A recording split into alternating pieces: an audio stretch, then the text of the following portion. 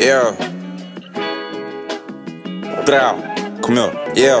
I ain't your ordinary hustler. Keep it silence till the goal achieved. Front runner for my team, I do this for my family. Woke up thinking about my daughter being stolen. Got a lawyer, ain't no help inside my corner. I'm gonna do it by my lonely. Yo, look, bro, you see I done switched up a little bit. Done got my, you feel me? I done cut the beard a little bit, not too much. I hope the girls ain't hating on it. But today, I wanted to talk to y'all about discernment.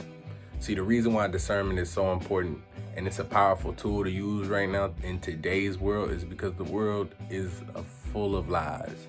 And you're gonna be seeing lies continuously, especially with the clickbaits, the people on YouTube, the propaganda that they are pushing out in the world today. Discernment is literally what that is. It's exposing the falsehood. It's being able to see behind the falsehood, the lies, the reasoning, the intentions behind certain things, the caps behind everything. A good example of somebody who had the best, he's in the Bible, a dude named Solomon. This was basically a king who had two shorties walking up to him and they were arguing over saying they were the mother of this baby. Because at the end of the day, you got to think about it. He's a king and the baby, if you're the mother of that child, you're gonna get some type of, yeah, basically, it's some baby mama, baby daddy drama type junk. And I know y'all didn't expect the Bible to be getting down like that, but yeah, nah, they get down like that. Matter of fact, that's how you know the characters in that mug was black. That's gotta be racist. There's no way. I'm gonna just keep it real. There's no way that is like of our culture. So, back to what I was saying, my nigga Solomon, he went and he popped out, was like, hey, listen here, I'm gonna give y'all a sword. And what we gonna do is we gonna chop the baby in half. That way both of y'all get the baby and both of y'all can get y'all some money. And one of the girls was like, fuck your baby.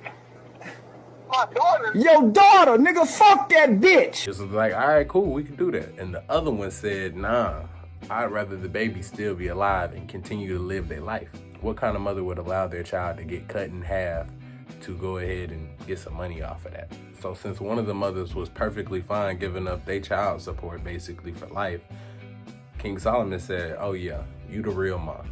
And that is discernment, twin. That's exactly what you're trying to search for today, because you're gonna have people that are going to come to you and pour profusely into your life to say they want to be in your life, or you're gonna have friends that act like they cool with you, or even family. It don't matter, but you're gonna need discernment to see who's really there for you and who really cares. There's too many fake clips and fake narratives being passed around like a spliff, and you might as well go ahead and try to gain as much as you possibly can before it gets too late, because this internet stuff, it's gonna get real confusing soon. No cap. You're going to need to be able to look at people's intentions and make judgment correctly, and not have poor, but being fair decisions, not poor decisions, or yes or no's. Because most of the time in life, you might get hit with a, I know for a fact, and then it's a, I maybe know, and then there's absolutely hell no. And these two right here, that's gonna be the most confusing. The first step to gaining this ability, this superpower for real, is you got to learn how to clear that brain fog that you got. See, you may feel like you're constantly in a rush. If you're one of them people that is constantly forgetting things, you could have watched this video, and the next video that you watch, you forget everything you just learned. You could be walking outside of this room, walking past that door, and as soon as you close that door, you forgot everything that just happened beforehand. That is brain fog. All that forgetfulness, all of that, the only way to really beat those type of things is to be sober-minded.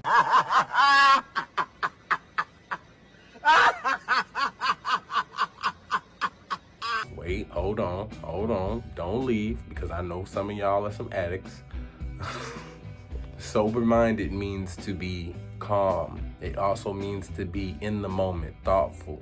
You have to think about these things. You can't be just moving carelessly throughout life, because when you're moving carelessly through life, it's like you're moving like a child, and childs run into tables, stub their toes and everything else. You want to move through life navigating through it perfectly fine. And you can't do it with you constantly forgetting things or not having the correct mindset, you know.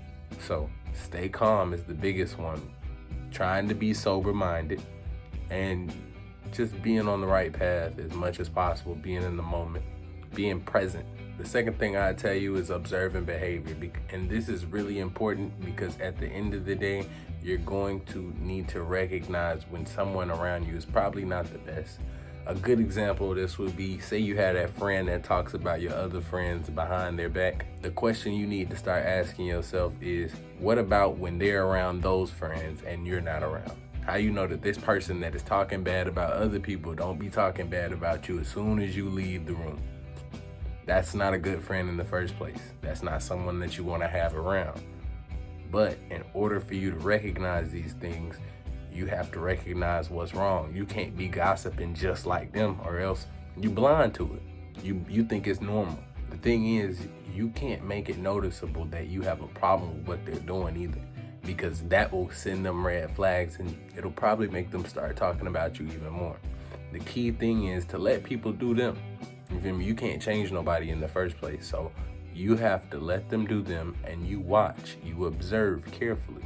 And when you get to start seeing the things that you can't align yourself with in that person, then you need to go ahead and leave. You need to go ahead and separate yourself. Quickly and quietly, bitch. And you don't gotta worry about, oh, is they really gonna show you their true colors? Because if you're not throwing any flags that make them feel jittery and make them feel like they have to act different, trust me when I tell you, their true colors are gonna show.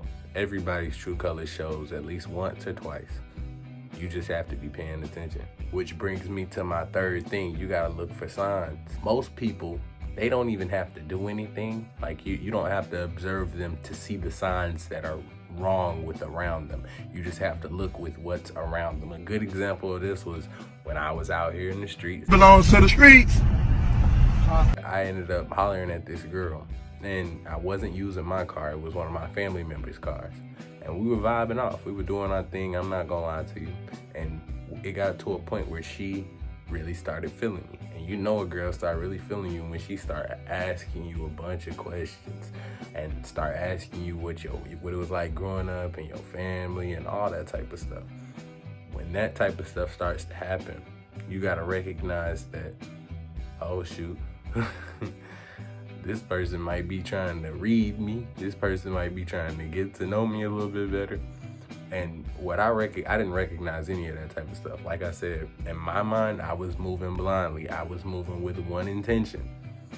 I was trying to clap some cheeks. What? What did he say? But she asked me, where did I get this car from? And like I said, I wasn't in my car.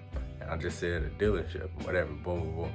And she just slid that in there. She's just like, but how long have you had it type junk? She asked me 2 questions, and in my head, I let it go.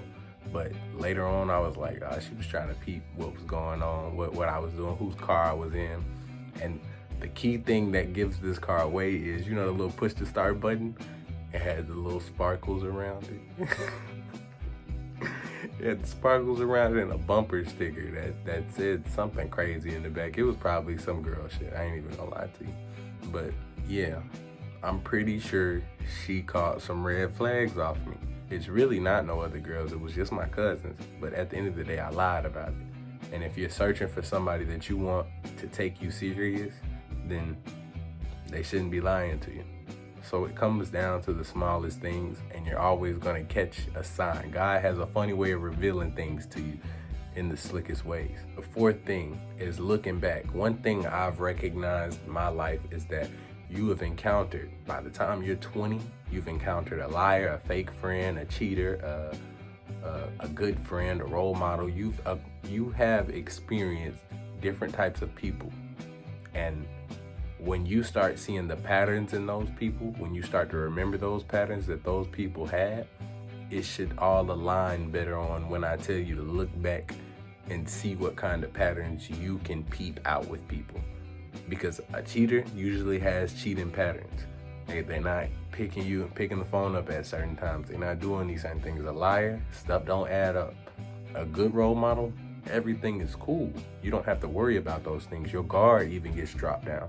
So those things are something that you should really be taking into thought, into processing.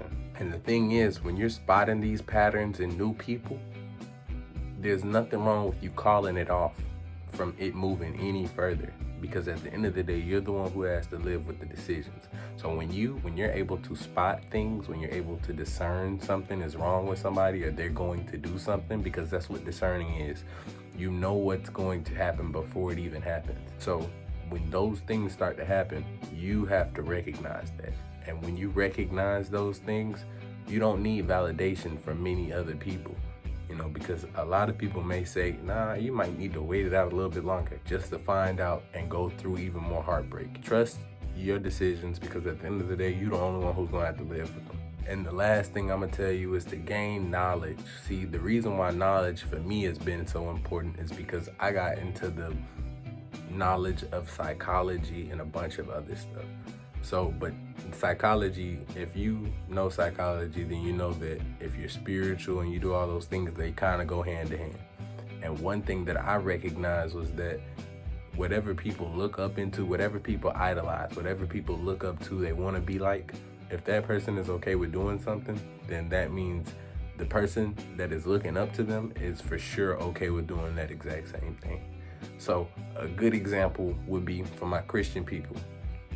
If you strove and strive to be like Jesus, and other people know that, they know that in order to manipulate you, they just have to be nice. I can't be mean to this person or else it might throw a red flag off or something. Most of the time, that's how that works. So when you're idolizing something, when you're idolizing being like somebody, if other people find out what you're idolizing, this goes for more than just Jesus. You could go Buddha, you could go LeBron James, you could go any of these things. If they are idolizing these things and want to be like these people, they 100% don't have a problem being just like them. They don't have a problem doing the things that that person does. So it ties in with family things as well. If somebody wants to be like their father and their father a cheater, their mother's a thought, 304, that should let you know something. So this is my video real quick. I'm gonna come back with another video. I'm trying to stay as consistent as possible. I'm trying to stay fit, trying to make my mind right. And that's what we all should be trying to get, because at the end of the day, life right now and the world we living in, it's not gonna get any better unless we become better. So that's the key thing.